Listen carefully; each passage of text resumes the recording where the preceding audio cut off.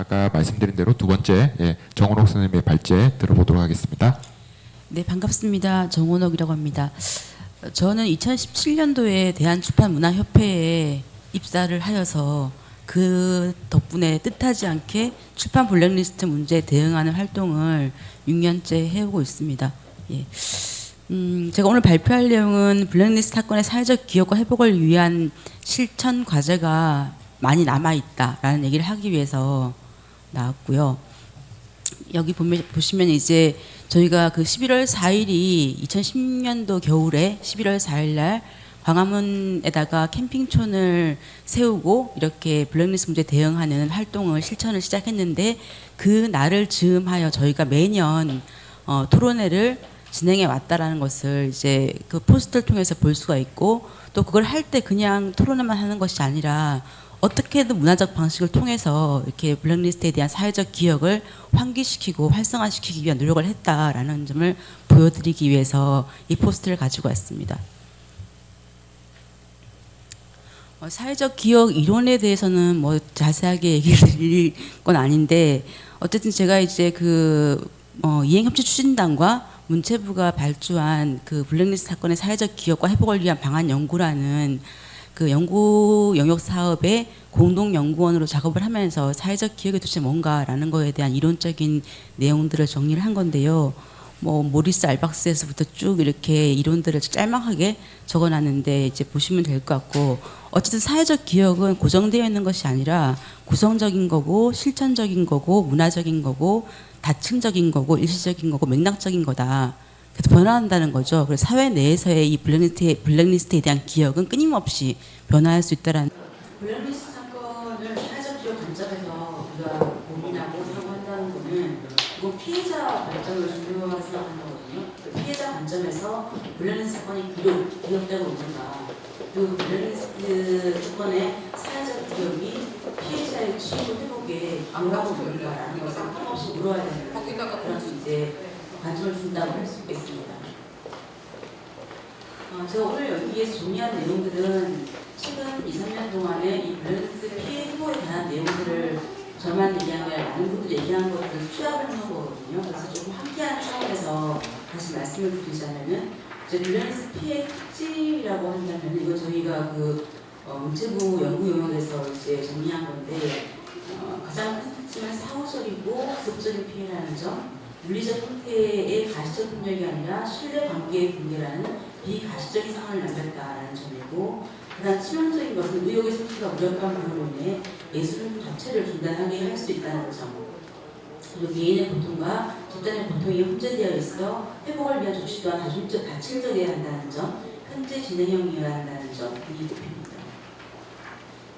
그리고 이제 블랙리스트 피해자들의 트라우마 분석에 관해서 김종원 선생님이 저희 작년에 연속 토론회에서 분석을 주셨는데, 조금 더 이제 학술적으로 정리했는데, 예를 들면 이게 단순히 고통스럽다 그런 차원이 아니라 많은 권리들이 침해당하는 그런 피해라고 할 수 있는데요. 시민 정치적 권리, 평등권의 침해, 인권 침해, 피해자의 권리의 침해, 경제, 사회적, 문화적 권리의 침해, 이런 침해들을 낳는 거고, 거기에는 굉장히 많은 권리, 생명권, 안전권, 사생활권, 평등권, 피해고의 권리, 진실에 대한 권리, 정의에 대한 권리, 노동권, 건강권, 교육권, 돌봄의 권리, 가족 구성권, 재산권, 연대권 등이 침해를 받는다고 해서 이제 저희가 사회적 기업 연구에서 무술자 인터뷰에 참여한 분들이, 예술가들이 무술한 내용들을 토대로 해서 분석을 했어요. 그래서 이런 이제 피해 및 트라우마 양상들이 드러났고, 거기에 주로 충격, 분노, 불안, 자의 검열, 고립감, 위축, 공포, 불안 이런 이제 그런 심리 기제들이 나타난다라고 분석을 했습니다. 그리고 이제 이양호 선생님도 작년 토론회에서 이제 문화적 행정의 신뢰 붕괴가 엄청난 이제 큰 피해로 나타났다라고 이제 적어주셨는데, 예술인들이 행정 분야에 대해 가지게 된 불신, 행정 기관 내부 간의 상호 불신, 문체부와 공공기관 직원 사이의 불신과 분열, 그리고 공공기관 내부의 교묘한 예상, 문화예술계 내부의 불신, 행정기관의 예술인들에 대한 불신 등. 그러니까 단순히 피해 예술인들의 문제만이 아니라 이 문화적 생태계 내에 거의 모든 구성원들이 내상과 피해 고통 전통을 잇고 있다라고 하는 것들을 적고 있습니다.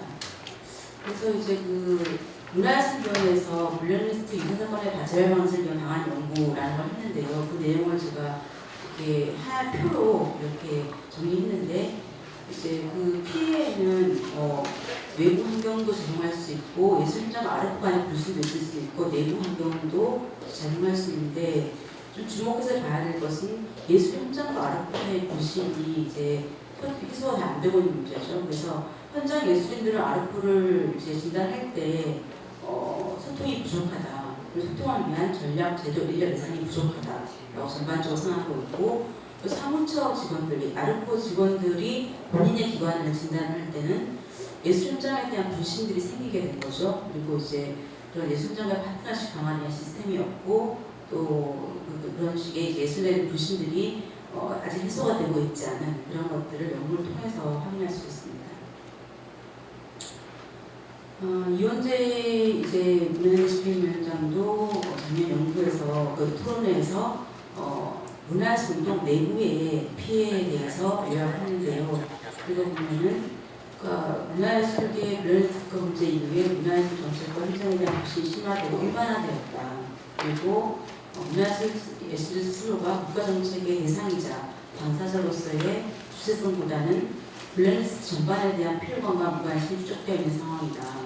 그리고 문화예술계 사회 참여 업무 자체의 동력이 줄어들고 문화예술인들 사이, 문화예술 생태계 내부의 불신과 갈등이 고조되었다라고 하는 그런 진단을 하고 있습니다. 그러니까 여전히 우리는 블랙리스트 얘기를 하고 있지 않지만 거기에 대한 상처를 벗어나지 못하고 있는 그런 상태라고 할 수 있습니다. 그리고 이제 이런 피해 회복을 하는데 단순히 뭐 사회적 기억을 환기시키는, 작동시키는, 활성화시키는 그런 것 말고도 배보상이 아주 중요한 방식이 될 수 있다라고 이제 하준희 변호사가 지적해 주는데요. 어떤 배보상은 화해의 방식일 수도 있을 뿐만 아니라 정의 실현의 유일한 방식일 수도 있다라고 해서 이제 피해 회복을 위해서는 배보상 문제를 계속해서 이렇게 밀고 나가야 된다라고 하는 얘기도 하셨고요. 아까 김미서 선생님도 있었지만 황희 장관이 해임하기 직전에 변화된 예술적 문화예술 현장에서 체험할 수 있을 때까지 이것들을 계속해서 제도 개선을 해나가겠다라고 이제 약속을 하였지만 후임 장관, 후임 정부에서 이 약속이 이제 거의 잊혀지다시피 하고 있는 상황입니다. 그래서 약속한 모든 사업들이 사실 하나도 진행이 되고 있지 않은 그런 상황이라고 할 수가 있죠. 그래서 이제 블랙리스트 사건의 사회적 기억과 회복을 위한 중장기 과제는 이제 크게 뭐 이렇게 12가지 정도로 정리할 수 있는데요. 그러니까 피해 예술인 사회적 기억 및 기록 사업을 위한 조직 및 지원을 마련해야 되고 피해 예술인 심리치료 상담을 해야 되고 또 피해 예술 단체 및 예술가 개개인에 대한 국가부의 사과가 필요하고 사회적 기록 확산을 위한 아카이빙 작업도 이루어져야 되고 다 읽지는 않겠습니다. 이런 작업들이 필요하다라고 이제 그래서 이게 그 단연도의 사업이 아니라 블랙리스트 피해자의 전 생애에 대한 추적 조사 지원 연구가 필요하다라고 하는 차원까지 어쩌면은 이 블랙리스트 사건은 단순히 뭐 5년 10년에 끝날 수 있는 일이 아니라 이 지금 블랙리스트 겪은 예술가들이 예술활동 그만둘 때까지 괴롭히는 문제가 될 수도 있다고 생각합니다. 그래서 우리가 마지막으로 해야 될 질문은 블랙리스트 사건이 극복되고 있는 중인가라고 물어봐야 한다고 생각하는데요. 진실규명, 법적 책임이 끝나지 않았고 정치적 책임도 다하지 않았고 문화예술 기관의 개선 노력도 충분하지 않았고 피해 보호한 조치는 사실상 중단되었고 이러한 속에서 우리는 무엇을 할 수 있을까라고 했을 때 지금 상황에서는 피해자 관점에서 블랙리스트 사건이 좀 기억되고 또 피해 보호를 위한 조치들이 이루어질 수 있도록 노력하는 그런 그런 쪽에서 이것의 회복을 기대해 볼 수 있다 이렇게 생각합니다. 마치겠습니다.